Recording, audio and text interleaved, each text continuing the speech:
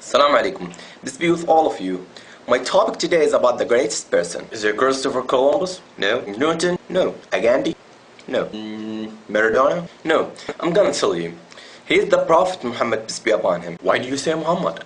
You are Muslim and surely you say Muhammad is the greatest person. It's not because of the fact I'm Muslim. Anyone read his biography, he will know that he is the greatest person. Michael Hart, a non-Muslim, read about the biography of Muhammad and chose Muhammad as the greatest person in his book, The 100 Ranking of the Most Influential Persons in History. Look at what Michael said about why he chose Muhammad. My choice of Muhammad to lead the list of the world's most influential people may be surprised some readers and may be questioned by others, but he was the only man in history who was supremely successful in both the religious and secular levels. Tell me, what do you know about Muhammad? No offense, but what I know is that he was married to a 6-year-old girl. Is that all what you know? You know that the people who are trying to warp Islam are telling you that it was a flaw. Let me clear that up for you. Was it blemished that Muhammad had married Aisha who was 6 years old? The Prophet Muhammad married her when she was 6 years old, and he consummated his marriage when she was 9 years old. I will respond to you from a Christian perspective. Joseph, Virgin Mary's husband, was 90 years old, and Virgin Mary was 12 years old. From the scientific perspective, most girls start their sexual maturity from 8 to 9 years old. Girls who live in hot countries sexual maturity faster than the girls who live in the other places. From the Islamic perspective, Aisha was engaged to someone else before she was engaged to the Prophet Muhammad. That means she was able to marry at that time. If there was a wrong or a blemish, the unbeliever of Quraysh would have criticized Muhammad because the unbeliever of Quraysh hated Muhammad. The most of you don't know truly about the Prophet Muhammad.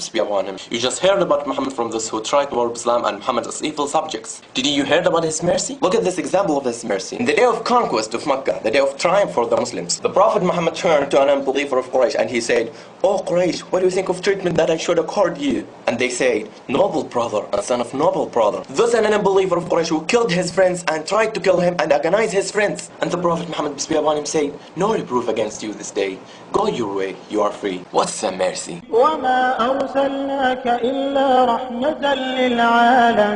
Do you know that the biblical prophecy about the Prophet Muhammad, peace be upon him? I don't think so. Why not? We believe that the Gospel and Torah were the words of God, but they have been distorted.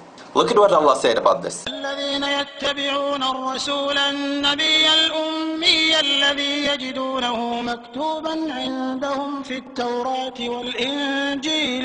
Allah told us here that the old books prophesied the Prophet Muhammad, peace be upon him. Can you show me this prophecy? Okay, sure. In the book of Deuteronomy, chapter 18, verse 18, when God spoke to the Prophet Moses, peace be upon him, will raise them up a prophet from among their brethren, like unto thee, and will put my words in his mouth, and he shall speak unto them all that I shall command him. To whom does this prophecy refer? Jesus. Jesus?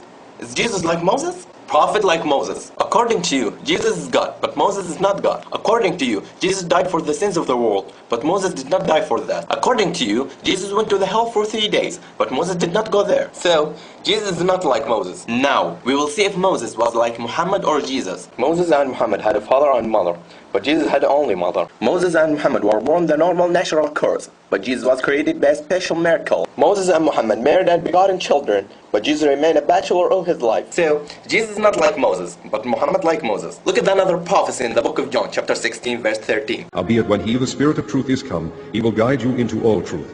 For he shall not speak of himself, but whatsoever he shall hear, that shall he speak. And he will shew you things to come. The Prophet Muhammad, peace be upon him, did show us the truth. The Prophet Muhammad, peace be upon him, disclosed to us what is come. And the Prophet Muhammad, peace be upon him, did not speak on his own initiative. وما ينطق عن الهوى إن هو إلا وحي يوحى. Another prophecy in the book of John, chapter 1, verse 19 to 22. The Jews were asking about the Christ, and Elijah, and the Prophet. And this is the record of John, when the Jews sent priests and Levites from Jerusalem to ask him, Who art thou? And he confessed and denied not, but confessed, I am not the Christ. And they asked him, What then? Art thou Elias? And he saith, I am not. Art thou that prophet? And he answered, No.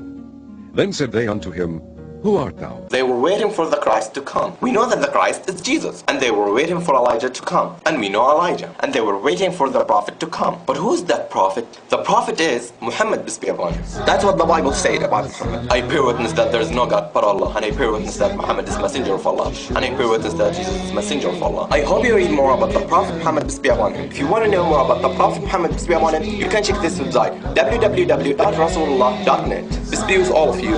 Assalamu alaikum.